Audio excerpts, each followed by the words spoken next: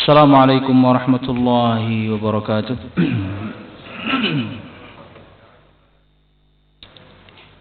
إن الحمد لله نحمده ونستعينه ونستغفره ونعوذ بالله من شرور أنفسنا ومن سيئات أعمالنا. من يهده الله فلا مضل له ومن يضلل فلا هادي له. أشهد أن لا إله إلا الله وحده لا شريك له وأشهد أن محمدا عبده ورسوله. قال الله تعالى في القرآن الكريم: أعوذ بالله من الشيطان الرجيم. يا أيها الذين آمنوا اتقوا الله حق تقاته ولا تموتن إلا وأنتم مسلمون. وقال صلى الله عليه وسلم: فإن أصدق الحديث كتاب الله وخير الهدي هدي محمد صلى الله عليه وسلم وشر الأمور محدثاتها فإن كل محدثة بدعة وكل بدعة ضلالة وكل ضلالة في النار. أما بعد. Hadirin dan hadirat Bapak Ibu jamaah sekalian rahimakumullah. Alhamdulillah, segala puji dan syukur marilah kita haturkan kepada Allah Subhanahu wa taala. Kemudian salawat serta salam semoga selalu tercurahkan kepada junjungan besar Nabi kita Muhammad sallallahu alaihi wasallam, juga beserta para sahabatnya, keluarganya dan segenap kaum muslimin yang selalu berpegang teguh dengan Islam sampai hari kiamat kelak. Hadirin dan hadirat Bapak Ibu jamaah sekalian rahimakumullah, menyambung bahasan kita pada kitab Tajridut Tauhid min Darani Syirki wa Syubahit Tandid karya Syekh Faisal bin Qazzar Al-Jasim hafizahullah ta'ala, dan masih pada bahasan usulun jami'atun mu'inatun ala fahmi tauhid, prinsip-prinsip yang mengumpulkan atau yang jami', yang menolong dan membantu kita untuk memahami tauhid. Kata beliau hafizahullah ta'ala, la tasihhul ibadah illa bitauhid. Prinsip berikutnya, dan ini yang kita akan pelajari malam ini, adalah la tasihhul ibadah illa bitauhid. Tidak sah sebuah ibadah kecuali dengan tauhid.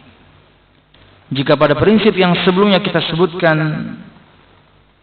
bahwasanya sebab diciptakannya jin dan manusia adalah untuk beribadah,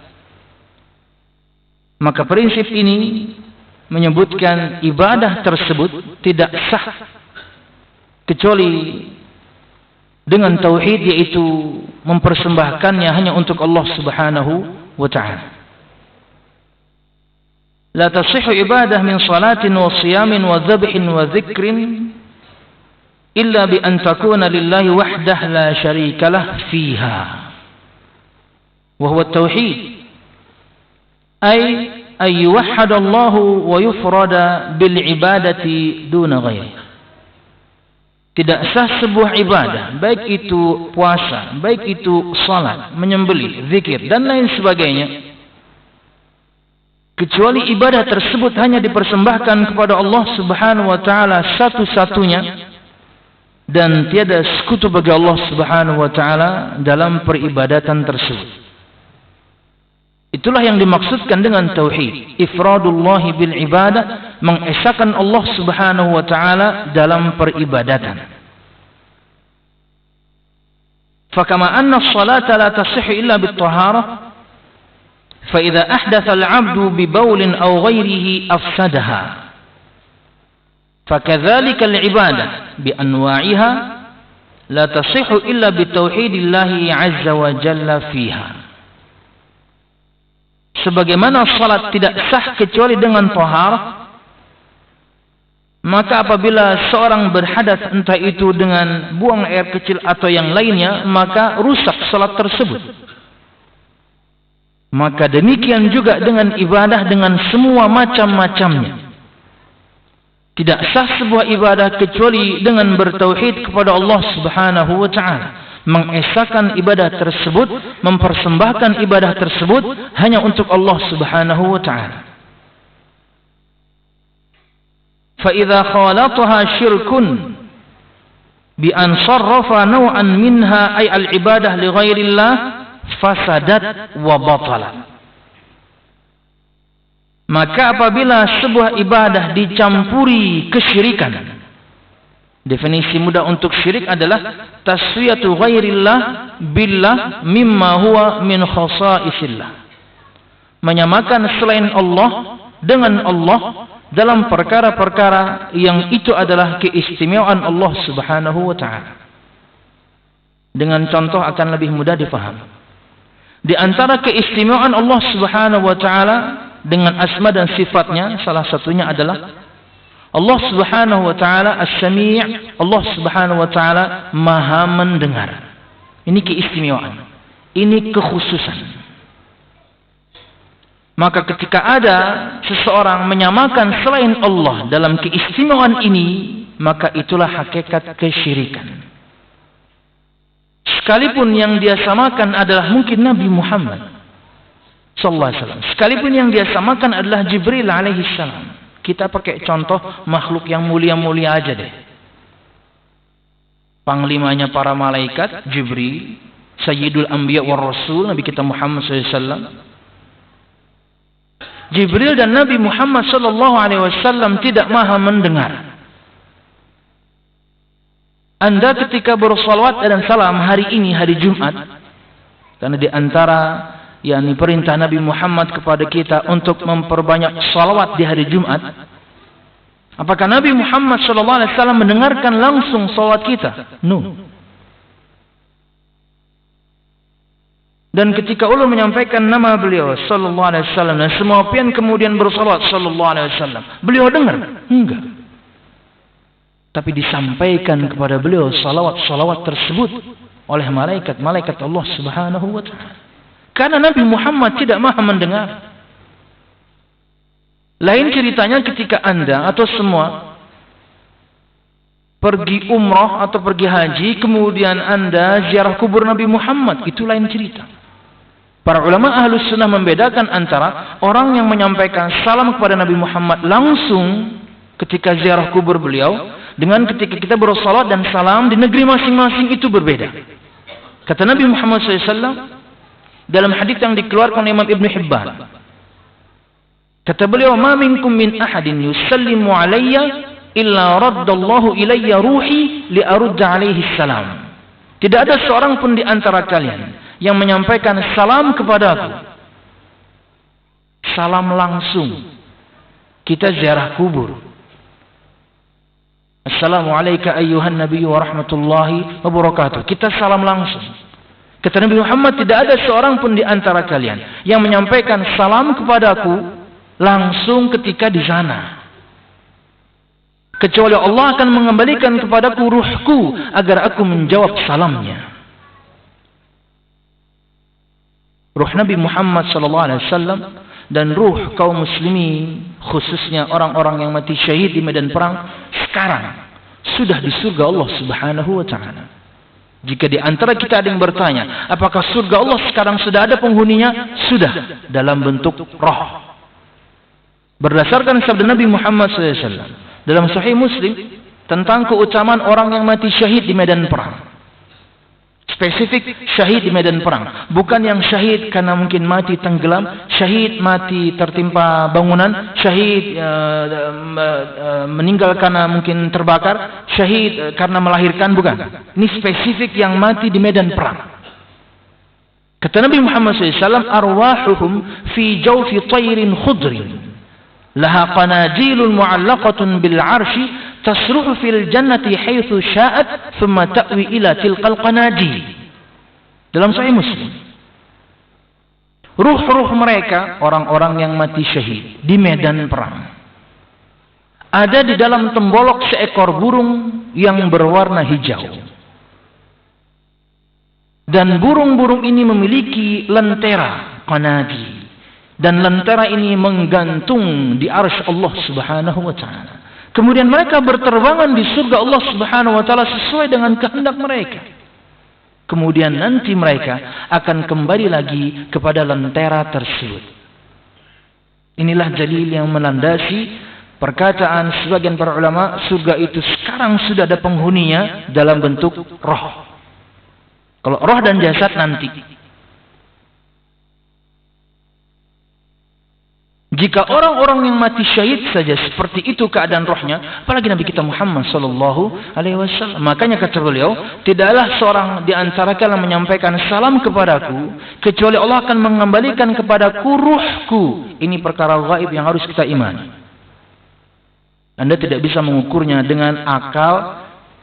Kiapalah aja nang salam banyak jar, kena pagi, kena sore, kena malam, bulang-bulik lah harus sidin jar. Itu otak Anda. Nggak usah diukur seperti itu. Ini perkara gaib. Kalau sudah berkaitan dengan perkara gaib, prinsipnya harus dengan dalil, sisanya harus dengan berserah diri. Nggak bisa kita bahas, Pak, perkara gaib itu kalau kemudian harus masuk akal dulu, nggak bisa. Makanya di antara keistimewaan Ahlus Sunnah itu, mereka punya prinsip berserah diri dalam urusan gaib. Matahari didekatkan sejarak 1 mil sejengkal. Nang ada nih jagin diparakakan hangus kita. Ya pemikirakan itu.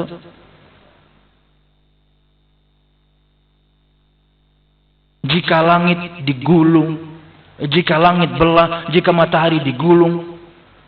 Semua surah-surah yang menyebutkan tentang huru hara hari kiamat dalam surah An-Naba. Gimana Anda bisa membayangkannya? Gunung-gunung berterbangan bagaikan angai-angai. Kayak apa itu? Ada kawa. Atau misalnya penghuni neraka disebutkan oleh Nabi Muhammad SAW. Allah akan jadikan mereka, Allah akan rubah mereka menjadi raksasa karena satu gigi geraham mereka, kata Nabi Muhammad, sebesar gunung Uhud. Gunung Uhud itu kurang lebih tingginya 2-300 meter. Tapi total pegunungan Uhud itu 8 kilo. Dan kita tahu semua gunung di dunia itu hanya 30%. 70% yang menghujam ke bumi karena dia pasak untuk bumi ini. Gigi penghuni neraka. Satu gigi penghuni neraka. Itu seperti itu. Kada kau apa yang bayangkan? Agar mereka merasakan azab lebih pedih. Namun halus kayak ini colok tuntung. Enggak. Allah perbesar tubuh mereka. Allah pertebal kulit mereka. Kan kita tahu firman Allah, kullama nadijat juluduhum baddalnahum juludan ghairaha liyadzuqul azab. Setiap kulit mereka matang kami ganti dengan kulit yang baru agar mereka merasakan azab.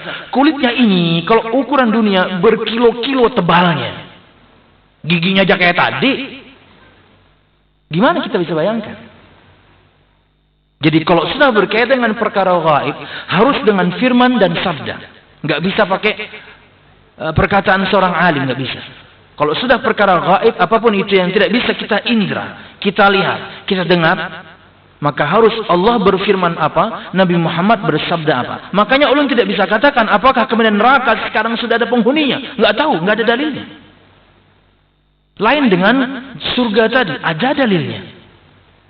Karena ia perkara gaib. Jadi jangan dibayangkan Nabi Muhammad turun naik, oh iya dulu dan ini banyak, maka banyak pada nang umroh aja, karena siang datang, karena malam datang, orang Indonesia pulang bertanya, aduh, kan nggak gitu ya. Jangan, ini perkara gaib. Tidak ada seorang pun di antara kalian yang menyampaikan salam kepadaku kecuali Allah akan mengembalikan kepadaku ruhku agar aku menjawab salamnya. Kata para ulama, ini yang salam langsung ketika ziarah kubur. Tapi salawat dan salam kita ketika kita di Indonesia, orang lain mungkin di Malaysia, yang lain kaum muslim mungkin dari benua yang lain, Afrika, Eropa, Amerika, disampaikan kepada beliau karena beliau tidak maha mendengar sallallahu alaihi wasallam. Kata Nabi Muhammad SAW berkaitan dengan keutamaan hari Jumat, fa'akthiru minas salati alayya fa inna salatakum ma'rudatun alayya. Maka perbanyaklah kalian bersolawat kepadaku di hari Jumat. Ini, sudah habis ya, tadi. Karena solawat kalian akan disampaikan kepada aku. Kenapa? Karena beliau nggak dengar. Juga kata Nabi Muhammad SAW, Inna lillahi malaikah sayyahina fil ard yuballighuna an ummatis salam. Sesungguhnya Allah memiliki malaikat-malaikat bertebaran di muka bumi yang menyampaikan salam-salam umatku kepadaku. Karena beliau enggak dengar. Bahkan kata para ulama, ini bukan keistimewaan Nabi Muhammad sendiri ketika ruh dikembalikan. Berlaku untuk kaum muslimin ketika pian ziarah kubur dan kemudian pian salam kepada ahli kubur. Mereka enggak jawab, mereka jawab. Cuman gaib. Coba kemudian kita bisa dengar. Kada jadi ziarah kubur. Assalamualaikum ya ahlal diyar. Waalaikumsalam. Tapi kan kita tapi kan gaib. Kenapa? Hadisnya mirip. Kata Nabi SAW, "Ma minkum min ahadin yamurru ala qabri akhihi al-muslim kana ya'rifu fid dunya thumma yusallimu alayhi illa raddallahu ilayhi ruhahu liyarudda alayhi salam." Tidak ada seorang pun di antara kalian yang melewati kuburan saudaranya muslim yang dia di dunia mengenalnya, kemudian dia menyampaikan salam kepadanya, kecuali Allah akan mengembalikan kepadanya ruhnya agar dia menjawab salamnya. Jadi bukan keutamaan Nabi Muhammad khusus dikembalikan ruh itu. Kaum muslimin pun demikian. Cuman gaib. Kenapa? Azab kubur itu gaib untuk kita. Karena kalau misalnya kita bisa dengar orang diazab, nggak ada di antara kita yang berani antar teman kita yang meninggal ke kuburan, nggak ada. Kata Nabi Muhammad dalam Sahih Muslim. Kata beliau, "Laula an la tadafanu la da'awtu Allah yusmi'akum min 'adzabil qabr alladhi asma'u minhu." Jika saja kalian tidak saling menguburkan satu sama lain. Yang jadi masalah kalian akan saling menguburkan satu sama lain. Yang satu meninggal, temannya ngantar. Yang ini meninggal, temannya ngantar. Kalau kalian tidak saling mengantar ke kuburan, saya ingin sekali, kata Nabi Muhammad, berdoa kepada Allah agar Allah memperdengarkan kepada kalian azab kubur yang aku dengar. Cuman kalian akan saling menguburkan. Amun kita mendengar, terdenang wani. Keluarga yang meninggal gini bisa ada wani. Mbah Tontong salat jenazah, kerja yang mantar kan nih? Iya nantar seorang jadi ngeri kuburan situ ya. Hikmah. Juga kalau misalnya kita bisa dengar, nggak ada orang berani maksiat. Lihat aja. Nggak ada orang berani maksiat. Karena tahu setiap kali ada ahli maksiat, kedengaran suaranya. Semalaman dihukum. Gaib.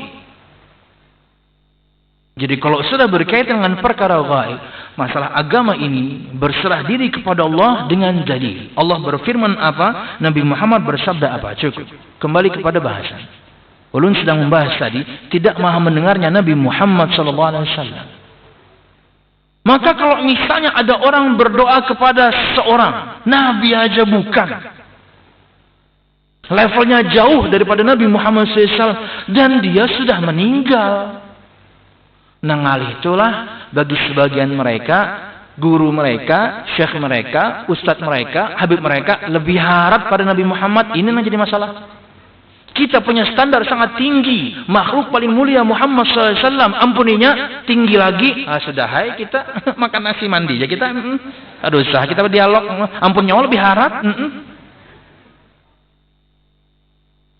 Ulun seperti sekarang menyampaikan. Nabi Muhammad tidak maha mendengar. Maka kemudian ketika seorang berdoa kepada selain Allah. Dan dia bahkan bukan Nabi sekalipun. Maka dia telah berbuat syirik kepada Allah. Itu Nabi Muhammad guru unda lain. Nah ngalih sudah. Ngalih sudah tuh. Nabi Muhammad aja mencium lintuh sidin ya.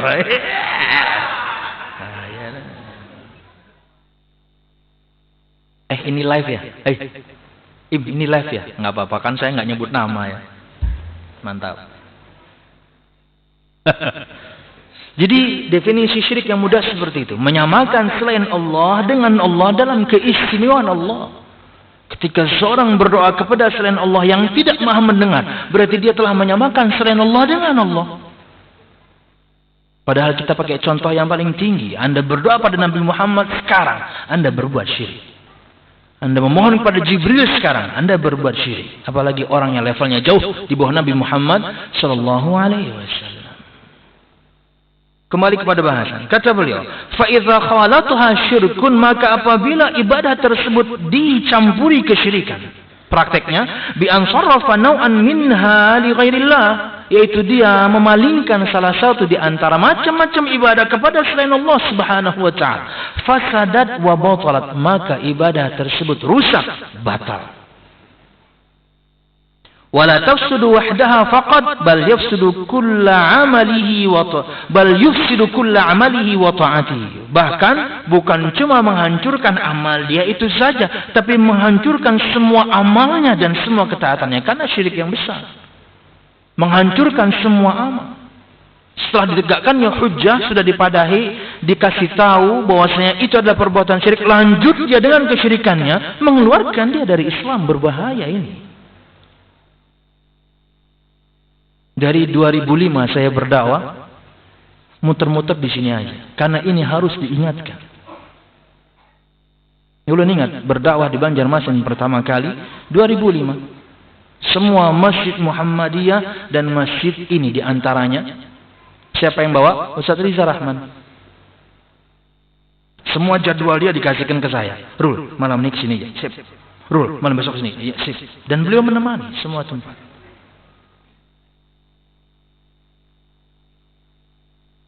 Di masa-masa yang lalu gitu ya, tahun-tahun 2013, 14 gitu ya. Kadang-kadang ulun sama beliau ketawa-ketawa aja gitu kalau ada sebagian jamaah itu membentur-benturkan kami. Sepupu dia itu istri saya. Pintu saya mendapatkan istri itu dia. Kami kalau ketemu cipika-cipiki, ketawa-ketiwi, dari SD sampai pesantren sampai kuliah di Libya kami bersama. Terus ada orang kemudian ingin bentur-benturkan, kami cekikikan di belakang. Aneh rulai jadi. Dulu itu ya, mudahan wah ini kada lagi lah. Itu bahari bang. Aneh lah Ustaz Riza, cipika-cipika Ustaz Khairul. Lah dia sepupu istri saya, teman saya sekolah. Anda maunya gimana memangnya? Bingung juga. Itu sampai berita ke ulun, aneh jar, pas bertaman, ini bersalaman pagutan jar. Nah pakai itulah maka berbeda. Berbeda dari Hongkong. Mencarikan saya istri dia. Saya bukan kacang yang lupa kulitnya. Perbedaan fikih biasalah, santai. Kalau beda akidah, ayo. Akidah kita sama, kita bagian dari Ahlus Sunnah. Beda fikih, biasa aja. Santai aja. Ini kadang-kadang nih jamaah nih, ini bahari bang lah, 2013, 14, dari 2012 lah. Kadang-kadang yang menyulut ustadznya tuh berseteru, ya jamaahnya lain jamaah sini bang, masjid lain, lain sini lain. Nah di masjid lain, pindah ke sini, sama. Jadi kami kalau ketemu gitu, kan kami punya acara kajian keluarga, sebulan sekali kami bertemu. Sekarang ada Ustadz Fauzan, sekarang ada Ustadz Zaki, keluarga para ustadz tentunya. Biasa, ayo mandiran santai ya, ketawa ketiwi kami. Nang di luaran nih, model mahabui banara, loco juga. Aduh. Bahkan kalau di Jakarta itu kalau jalan, dia mesti suruh saya ikut. Bro, anak jalan, itu lawan bubuhannya bang, nyawa 4 jam. Saking dekatnya kami dulu. Jadi rasa aneh mau dibentur-benturkan lo coy. Itu bahari lah, sudah kada lagi. Itu tahun 10 tahun yang lalu. Amun masih juga kada move on buhan pian berarti lah ya. Sudah. Ulun balik ke sini lagi aja di antara bukti pian move on. Sudah ya, itu masa lalu lah. Jangan diungkit-ungkit lagi lah. Hanya sekedar perbedaan fikih ya. Jadi biasa aja, santai, harus berlapang dada dengan perbedaan. Oke, barakallahu fiikum. Jamaah sekalian rahimakumullah, kita lanjutkan. Allah Subhanahu wa taala berfirman dalam surah Az-Zumar 65, "Wa laqad uhiya ilaika wa ilal ladzina min qablika la in asyrakta la yahbatanna 'amaluka wa la takunanna minal khasirin." Dan telah diwahyukan kepadamu wahai Muhammad sallallahu alaihi wasallam, wa ilal ladzina min qablika, dan kepada nabi dan rasul sebelummu. Total nabi itu ada 124.300 sekian belas di antaranya rasul. Rasul pasti nabi. Nabi belum tentu jadi Rasul. Nabi kita Muhammad SAW, beliau Nabi dan beliau Rasul Sallallahu Alaihi Wasallam. Jadi kalau ikuti definisi Rasul itu seorang laki-laki pilihan, diberikan kepadanya syariat terpisah, baru harusnya ada 300 sekian belas syariat. Tapi ingat ya, agama semua Nabi dan Rasul sama, Islam. Agama semua Nabi dan Rasul sama, Islam. Syariatnya lah yang berbeda. Makanya mendustakan seorang Rasul berarti mendustakan semuanya. Inilah yang berbahaya. Inilah yang menimpa orang Nasrani, menimpa orang Yahudi. Ketika mereka tidak mengimani Nabi Muhammad SAW. Kita beriman kepada Nabi Isa, yang bagi mereka Yesus. Apa yang kita imani? Dia Nabi, dia Rasul. Bukan Tuhan, bukan anak Tuhan. Kita mengimani Nabi Musa. Apa? Dia Nabi, dia Rasul. Dengan syariat Taurat. Nabi Isa dengan Injil. Bukan Tuhan. Bukan. Makanya ada sosial eksperimennya di Amerika sana, lebih tepatnya di New York, dan saya tidak salah. Atau kalau nggak salah di Inggris dan di London. Inggrisnya London, New Yorknya Amerika. Di dua kota besar. Jadi sebagian kaum muslimin di sana ingin membagikan mushaf terjemah. Bikin booth kecil seperti ini, kemudian di atasnya ada tulisan "We believe in Jesus", kami percaya Yesus. Akhirnya orang yang warawiri bingung kan? Wah, kenapa nih muslim nih? 1 orang, 2 orang, 3 orang, akhirnya ada yang stop. Karena misinya ingin bagikan mushaf terjemah bahasa Inggris. Mereka akhirnya bertanya, "Kamu muslim kan?" "Iya." "Kenapa kamu percaya Yesus?" "Ya kami percaya, tapi kami percaya dia Nabi, dia Rasul, bukan kayak kalian." Perhatikan firman Allah, "Kadzabat qaum Nuhin al-mursalin." Kaum Nabi Nuh telah mendustakan para rasul. Lah, yang mereka temui kan cuma Nabi Nuh. Yang mereka dustakan kan cuma Nabi dan Rasul Nuh. Kenapa Allah sebutkan kaum Nabi Nuh mendustakan semua Rasul? Nah, itulah kata para ulama tafsir, berarti mendustakan satu, berarti mendustakan semua. Anda ketika mendustakan Muhammad SAW, Anda mendustakan Nabi Anda sendiri. Anda mendustakan Nabi Muhammad, Anda mendustakan Nabi Isa, Anda mendustakan Nabi Musa, Anda mendustakan yang lain semua. Jadi semua Nabi dan Rasul agamanya satu, syariatnya lah yang beda-beda. Bahkan di antara yang menerangkan tentang ini, tentang kejadian Nabi Musa yang mandi di pinggir sungai itu disebutkan, kata para ulama, bisa jadi kala itu atau itu belum menjadi syariat, yaitu syariat nutup aurat belum berlaku. Karena dia mandi di sungai. Pakaiannya dia tanggalkan semua, ditaruh ke batu dan batunya akan lari. Tentu kejadiannya kata Muhammad kala itu Allah ingin memperlihatkan bagaimana mulusnya kulit Nabi Musa alaihissalam. Tapi dengan cara seperti itu. Orang ya kalau misalnya sudah tidak bisa mencela syariat yang dibawa seorang Nabi dan Rasul, mereka akan cela fisiknya. Yang pernah umrah pasti tahu ketika tawaf kita akan membuka pundak bagian kanan dan lengan kita semuanya terlihat. Oke? Disebutkan di antara sebabnya adalah sama kejadian yang terjadi pada Nabi Muhammad dan muslimin seperti yang terjadi pada Nabi Musa, yaitu mereka dicela fisiknya karena sudah tidak bisa mencela Al-Qur'annya. Mereka tidak bisa mencela Taurat yang Nabi Musa bawa dari Allah, akhirnya Musanya mereka cela. Karena disebutkan Nabi Musa alaihissalam pakaiannya itu sangat tertutup sampai leher tertutup dan cuma terlihat wajah dan kemudian telapak tangan saja. Akhirnya itulah yang menjadi poin untuk mereka. Wah, Musa ini kudisan nih pasti nih. Musa ini seperti ini pakaiannya, pasti dia punya penyakit kulit lah. Maka terjadilah kejadian tersebut. Beliau mengejar bajunya dalam keadaan telanjang dan kelihatan bagaimana kulitnya. Kata para ulama, ini ada Sahih Bukhari riwayat ini. Kata para ulama, sangat mungkin kala itu atau perkara tersebut belum disyariatkan Allah Subhanahu wa taala. Tapi syariat Nabi Muhammad SAW, Al-Qur'an dan As-Sunnah. Jangan pakai kejadian itu untuk kemudian jadi dalil Nabi Musa aja mandi di pinggir sungai. Kami masa kada boleh? Itu kan Nabi Musa. Ente umat Nabi siapa memangnya? Kali aja gitu ya. Ada yang pakai hadis itu, kejadian itu kemudian dia buka aurat. Nabi Musa aja boleh ya. Nyawalin Nabi. Oke, lanjut. Jamaah sekalian rahimakumullah. Kembali kepada bahasa. Dan telah diwahyukan kepada Muhammad dan kepada semua nabi dan rasul sebelum. Apa itu? Wahyu yang sama. Kata Allah Subhanahu wa taala, "La in asyrakta", jika kamu berbuat syirik kepada Allah. Ingat ya, khitabnya ini untuk Nabi Muhammad. Manfaatnya berlaku untuk umatnya. Yang sedang Allah ajak bicara ini, sapaan ini kepada Nabi Muhammad. Jika kamu berbuat syirik, hai Muhammad sallallahu alaihi wasallam, la in asyrakta, dan jika kamu berbuat syirik, la yahbatanna amaluka. Sungguh betul-betul amalmu hancur, gugur, jatuh. Yang belajar bahasa Arab pasti tahu. Ketika ada fi'il mudhari', kata kerja mudhari', diawali dengan lam yang berharakat fathah, itu berarti untuk taukid, penguatan. Allah ketika berfirman la yahbata, cukup. Kalau Allah berfirman la yahbata, sungguh akan jatuh, cukup sebenarnya. Atau fi'il mudhari' kemudian diakhiri dengan nun taukid, yahbatanna. Artinya sama. Dipakai salah satu itu cukup. Lam berharakat fathah sebelum kata kerja mudhari' atau fi'il mudhari' kemudian diakhiri dengan nun taukid. Salah satunya dipakai cukup. Allah pakai depan belakang. Karena ingin menekankan. Padahal dalam bahasa Arab salah satunya saja dipakai cukup. La yahbata, bisa. Atau yahbatanna, bisa. Tapi tidak. Allah berfirman, la yahbatanna, depan belakang ada penguat. Untuk kata kerja ini. Sungguh betul-betul amarmu akan hancur.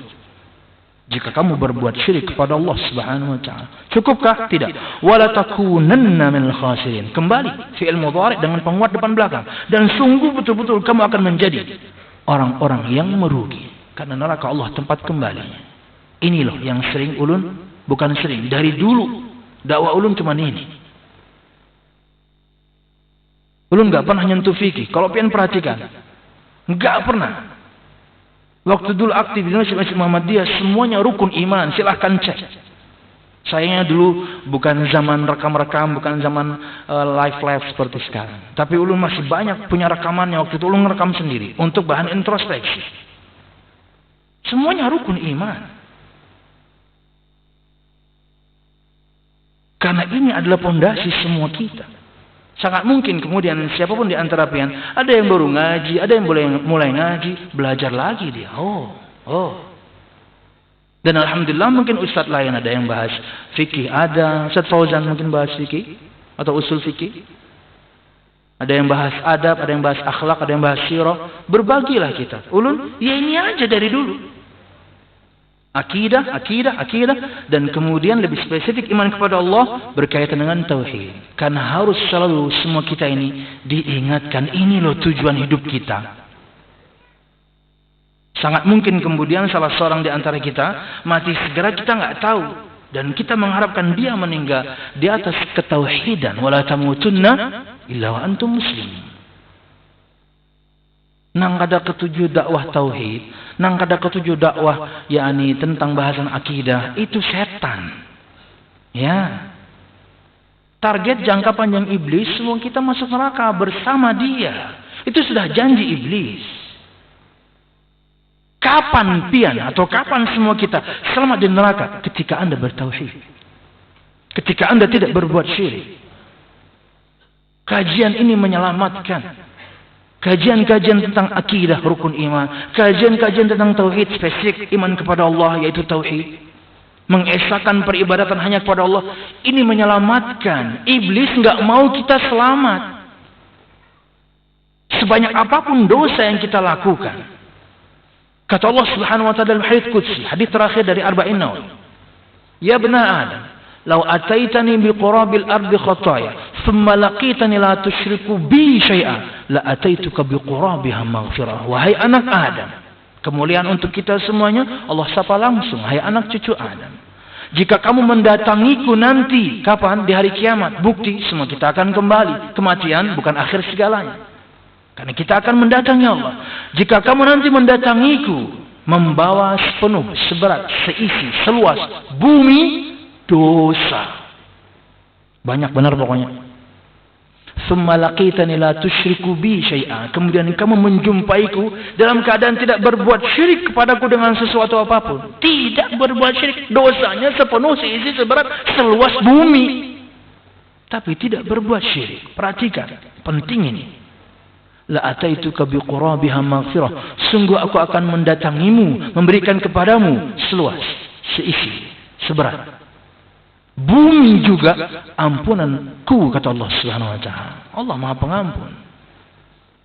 Bisa jadi seorang masuk neraka dulu, tapi dia akan diselamatkan. Kata Nabi Muhammad SAW dalam Sahih Bukhari, Yakhruju minan nar man kana fi qalbi mithqala habatin min iman, mithqala habatin min khair, di hadis yang lain. Akan keluar dari neraka Allah Subhanahu wa taala orang yang punya sebiji zarrah keimanan dalam hatinya.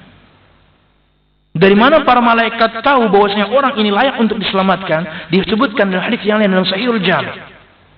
Dari jidatnya yang tidak terbakar dari kita ketika diazab Allah Subhanahu wa taala adalah bekas sujud kita. Dari situlah malaikat tahu orang ini pernah menghamba kepada Allah hingga diselamatkan. Itulah kenapa kita perlu sama salat. Bukan salat yang perlu kita, bukan Allah yang butuh kita. Ketika kita semuanya salat kemudian Allah untung. No. Semua ketaatan yang kita lakukan kembali manfaatnya kepada kita. Semua kemaksiatan yang kita lakukan keburukannya kembali kepada kita. Ketika semua kita bermaksiat, apakah Allah tercela? Ketika kita semua bermaksiat, rasain Allah sebertaan bermaksiat kawan pian. Nyaman juga kah jadi Tuhan? Enggak, ada masalah. Atau sebaliknya ketika semua kita taat, untung ada pian hari ini kami sembah. Sebertaan sembayangan Allah ya? Enggak ada urusan. Semua orang jadi orang yang taat, tidak menambahkan kerajaan Allah sedikit pun. Semua orang jadi orang bejat, tidak mengurangi kekuasaan Allah sedikit pun. Karena ketaatan dan kemaksiatan manfaatnya kembali kepada diri kita. Jamaah sekalian rahimakumullah. Nah, kita adzan dulu ya. Habis adzan belum selesaikan baru kita salat. Silakan adzan dulu. Kita lanjutkan. Alhamdulillah wassalatu wassalamu ala Rasulillah amma ba'd. Bagian terakhir kata beliau, wa huwa alladhi ja'al anbiya'u aqwamahum ilayhi wa huwa an takuna al-ibadatu kulluha lillahi wahdah fatakunu as-salah lahu wahdah wan nadharu lahu wahdah wadh-dhahabu lahu wahdah wad-du'a'u kulluhu lahu wahdah wat-tawakkulu 'alayhi wahdah wal inabatu ilayhi wahdah wal iltija'u ilayhi wahdah wal khasyatu minhu wahdah wa ghairi dhalika min anwa'il ibadat. Dan perkara tauhid inilah mengesahkan Allah dalam peribadatan yang disuruh oleh semua nabi untuk semua umatnya. Jadi semua nabi dan rasul tugasnya sama. Salah satu di antaranya ad-da'watu ilallah. Ada 7 atau 8 tugas nabi dan rasul, semuanya rata-rata sama. Nomor 1 adalah ad-da'watu ilallah. Berdakwah kepada umatnya masing-masing waktu itu, karena semua diutus kepada umatnya saja khusus, lain dengan nabi kita Muhammad sallallahu alaihi wasallam. Nabi Muhammad diutus untuk segenap umat dan manusia. Kata beliau SAW, "U'titu khamsan lam yu'tahunna ahadun qabli." Diberikan kepadaku 5 perkara. Tidak pernah Allah berikan 5 perkara ini kepada Nabi dan Rasul sebelumku. Salah satu di antaranya, "Wa kana an-nabiyyu yub'atsu ila ummati khassah wa bu'itsu ila an-nasi kaffah." Dan adalah seorang nabi dulu itu diutus kepada umatnya saja khusus, sedangkan aku diutus untuk segenap umat manusia. Di ayat yang lain, wa bu'itsu ilal ahmar wal aswad, dan aku diutus kepada yang merah dan yang hitam. Kata para ulama, merah maksudnya adalah jin, karena identitas mereka diciptakan dari api, lalu kemudian disebutkanlah merah. Dan kemudian yang dimaksudkan dengan yang hitam adalah manusia, karena ia identik dengan tanah. Dan aku diutus pada yang merah dan yang hitam, jin dan manusia. Jadi semua nabi dakwahnya sama. Apa itu? Wa huwa an takuna al-ibadah kulluha lillah. Agar semua peribadatan itu hanya dipersembahkan kepada Allah, bukan yang lain. Ingat ya, semua dakwah Nabi dan Rasul ini sama. Termasuk di antaranya Nabi dan Rasul Isa alaihissalam. Dia tidak pernah menyuruh umatnya sembah saya, sembah emak saya. Enggak ada. Allah berfirman menceritakan perkataan Nabi Isa. Dialah Allah Subhanahu wa taala, Rabbi wa Rabbukum, Tuhanku dan Tuhan kalian. Bukan saya yang Tuhan. Dan inilah yang disuruh oleh semua nabi kepada umatnya, yaitu mempersembahkan ibadah semuanya hanya kepada Allah. Maka salat dipersembahkan hanya kepada Allah, nazar, menyembelih, berdoa, tawakal, taubat, berserah diri, takut, dan semua ibadah-ibadah yang lain. Entah itu amal ibadah berkaitan dengan amal ibadah hati, lisan, anggota badan, semuanya terwakilkan tadi. Persembahkan hanya kepada Allah Subhanahu wa taala, ikhlas. Allah berfirman dengan ini belum tutup. Walidzalika qala fa'budillah mukhlishan lahud-din. Dalam surah Az-Zumar ayat 2 Allah berfirman, maka sembahlah Allah dengan ikhlas, mengikhlaskan agama ini hanya untuknya Allah Subhanahu wa taala, tidak untuk yang lain. Siapapun dia, jangan persembahkan ibadah ini kepada orang lain. Makanya tadi juga ulun sebutkan ketika khutbah, terkadang seorang betul-betul mengatakan saya bertawakal, tapi dalam prakteknya dia bersandar kepada yang lain. Pian kalau seumuran dengan ulun, pian tahu dulu yakni seksi keamanan di Al-Jihad selain Pak Ijai, sampai sekarang beliau masih ada satu lagi, saya lupa nama beliau, tapi besarnya tingginya sama. Beliau sudah meninggal. Ulun ceritakan ini sebuah kebaikan karena beliau sudah meninggal. Beliau bercerita di satu momen ketika kami ngantar jenazah, kami satu mobil, beliau cerita, Ustaz, ulun nih tatai kemana aja tulak selalu pakai sabuk yang khusus ini. Bukan berarti karena selawar melorot, bukan. Memakainya karena ada keyakinan. Kenapa Pak? Sejauh apapun ulun sudah turun mulai rumah, kada ingat memakai itu tatai ulun berbulik. Kenapa? Ulun merasa kuat ketika memakainya. Ulun merasa berani ketika memakainya. Ulun merasa aman ketika memakainya. Apa itu tat? Syirik kan langsung kayak gitu. Padahal waktu itu nggak terlalu kenal. Badannya juga gede, ditampar sedikit langsung siuk bisa ulun. Nyomani lah. Tapi ulun sampaikan aja syirik Pak. Syukur jenazah nggak hidup. Pak syirik kan karena di mobil jenazah. Saya ingat sekali. Iyalah tat, iya Pak. Lalu saya sampaikan sabda Nabi Muhammad cerita persis seperti itu. Jadi kalau itu Nabi Muhammad melihat di lengan seorang laki-laki gelang, tapi dipakainya di lengan. Pian kalau biasa lihat Ramayana tuh wayang-wayang kan gelangnya di sini kan. Dipakainya di sini. Namanya wahina, terbuat dari tembaga. Nabi Muhammad tahu itu untuk apa waktu itu, tapi Nabi Muhammad bertanya untuk memastikan. Di antara cara dakwah Nabi Muhammad SAW yang kita pelajari, studi kasus.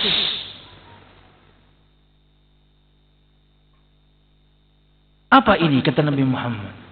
Kata dia, minal wahina. Wahai Rasul, ini namanya wahina. Gelang yang dipakai untuk menolak bala. Apa kata Nabi Muhammad SAW? Inzi'aha fa innaha la taziduka illa wahnan. Saya sampaikan sabda ini kepada beliau. Kata Nabi Muhammad, lepaskan ia, karena ia tidak menambahkan untukmu apapun kecuali kamu akan makin lemah. Bujur kalau Pak? Mun pian kada terpakai pendeng itu, gesper itu, sabuk itu, pian merasa takut, pian merasa lemah, pian merasa. Bang ya, itu sudah bagaimana Allah berinteraksi dengan pelaku kesyirikan. Kata para ulama, dari hadis ini diambil faedah bahwasanya siapapun orang yang berbuat syirik, umila binaqidi qasdi, dia akan diinteraksi, dia akan dimuamalahi, Allah akan bermuamalah dengan dia dengan sebalik yang dia inginkan. Anda merasa ingin aman dengan gesper itu, Anda merasa takut. Anda merasa ingin tambah kuat dengan memakai gesper tersebut, Anda makin lemah. Dari hadis Nabi Muhammad ini, para ulama mengambil faedah seperti itu. Pelaku kesyirikan pasti Allah akan bermuamalah dengannya, Allah akan berikan kepadanya hal yang terbalik dari yang dia inginkan. Kata Nabi Muhammad, kalau dia, fa innaha la taziduka illa wahnan, karena ia tidak menambahkanmu apapun kecuali kamu akan lemah. Supaya ini terhindar dari bala. Praktekkan kepada hal-hal yang lain, silahkan. Tentunya insyaallah pedagang di sini nggak ada yang seperti itu ya. Mungkin yang di luar sana, jangan pindah ke sini ya. Dagang-dagang aja. Pelajari bagaimana trik dagangnya. Mungkin yang Anda jual unik, itu trik. Orang rata-rata berjual nasi mandi kambing. Biasa, pian nasi mandi kambing topping Oreo. Enggak ada itu. Walaupun aneh nanti rasanya, cuman kan unik ya. Sehari 2 hari hibah pian, kayak apa gerang rasanya jadi kambing cembur Oreo. Ayo, rasain sini. Uniqueness, semua kita bisa belajar itu. Ketika produk Anda unik, maka berbeda dari yang lain, orang akan beli. Parfum, misalnya, bawa ini, bawa itu, katanya menyambut parfum lah, dagangan pian lah. Oh ini essence dari jeruk, ini essence dari kayu manis, ini macam-macam. Coba essence dari jengkol, nggak ada kan? Bayangkan pian ke masjid, tapi bau semasjidan, mak bau jaring. Siapa ajar? Ustadz tepang jam yang harumnya aneh jadi. Ini misal doang, bisa kita pelajari maksudnya bisnis itu. Ketika Anda unik, Anda akan mendatangkan pelanggan. Atau mungkin tempatnya strategis, macam-macam, layanan Anda bagus. Nggak perlu pakai pesugihan-pesugihan, apalagi pelihara tuyul. Ngapain? Ya Allah, maksudnya praktekkanlah kepada hal-hal yang lain yang mendatangkan manfaat dan madarat Allah. Kita hanya mencari sebab datangnya rezeki yang disebutkan tadi ketika khutbah. Jangan kotori itu dengan kesyirikan kepada Allah.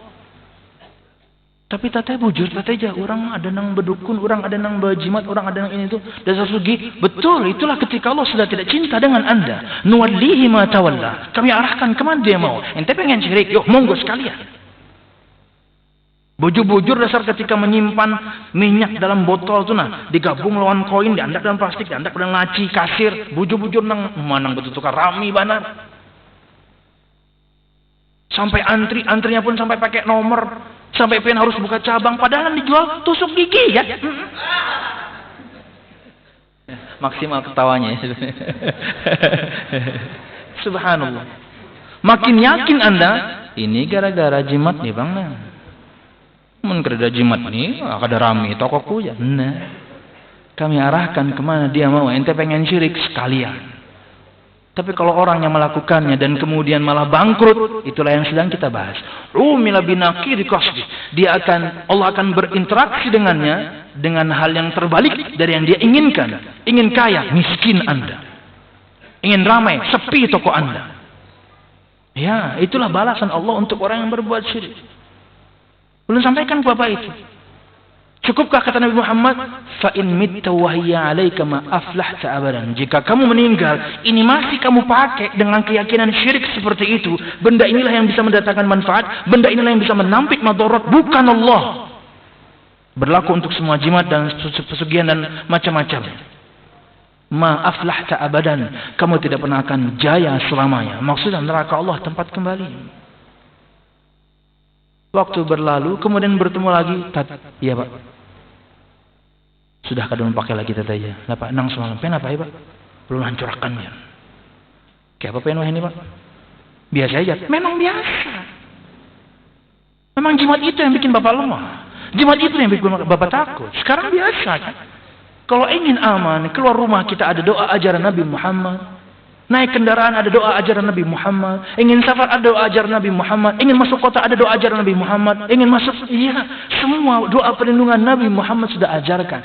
Siapa yang bisa mencelakai Anda? Kalau yang menjaga Anda, Allah Tuhan semua yang jahat itu. Berlindung kepada yang tepat, Allah Subhanahu wa taala, bukan dengan benda-benda. Waktu berlalu, kalau nggak salah, kayaknya selangnya cuma sebulan. Beliau meninggal di atas ketauhidan, insyaallah, amin. Siapa ngaran sidin lah? Orangnya sama, tinggi besar, mirip kayak Pak Ijay juga, tinggi besar awaknya. Ada ingat ulun ngaran sidin? Tapi itulah cerita ulun dengan beliau.